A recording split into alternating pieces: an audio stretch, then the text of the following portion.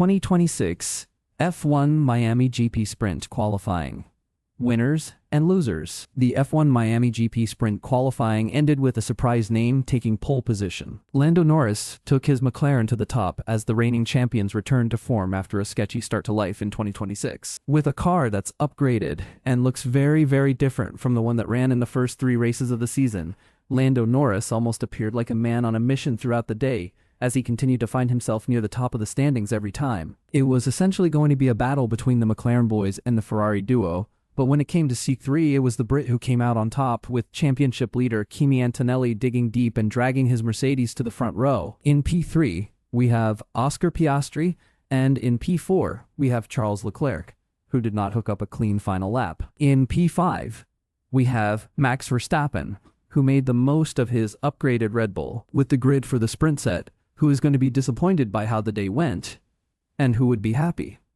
Let's take a look. Many had a keen eye on McLaren coming into the F1 Miami GP, as the team had been running an underdeveloped car in the first 3 races. After the race in Japan, where Oscar Piastri got a podium and could have potentially won, that was the first time the team turned heads. Expecting McLaren to make progress in the F1 Miami GP was expected, but there aren't many who would have expected the team to shoot to the top of the pecking order. Every year since 2024, the Woking-based squad has continued to prove its mettle, and it's doing it again in 2026. Coming to Lando Norris, the F1 Miami GP is proving to be a reminder to many of how good the reigning champion is. He's spent the first 3 races of the season in the shadows, with not much attention on how he was faring in the McLaren. Here in Miami, he has been on song from the first lap he's done, and the lap in CQ3 is certainly a positive. In fairness, Kimi Antonelli's lap, being only 2/10 off the lap put together by Lando Norris, is an indication that it's not a complete disaster at Mercedes. It does appear that the team's call to not bring any set of upgrades to the F1 Miami GP has backfired,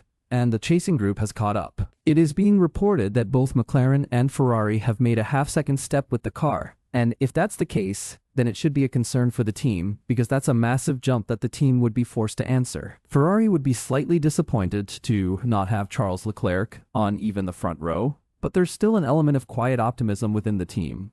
The upgrades have worked, and they've jumped Mercedes, by the looks of it, even though Kimi's lap was quite impressive. The next major step from the Italian team is going to come from the power unit, and that is arguably one area where the Italian team is going to push hard. For now, though, there would be a smile on the face of Fred Vasseur as he reviews Friday's running. We're in the 4th race of the season, and for some reason, George Russell is not leading the championship and has qualified a lowly P6 for the sprint. After the session, the driver admitted that Miami has not been a good track for him, but the gap is too big for Kimi. It shouldn't be this big. The 2026 F1 season has not necessarily started the way George Russell would have hoped. Max Verstappen himself has proclaimed that Red Bull has slashed the gap to the top by half. That's a massive jump for the team, but what stood out more than anything else for the team is the upgrades brought, including the team's version of the Macarena wing. These upgrades have helped the team close the gap to the top and bring the Milton Keynes-based squad into the top 4.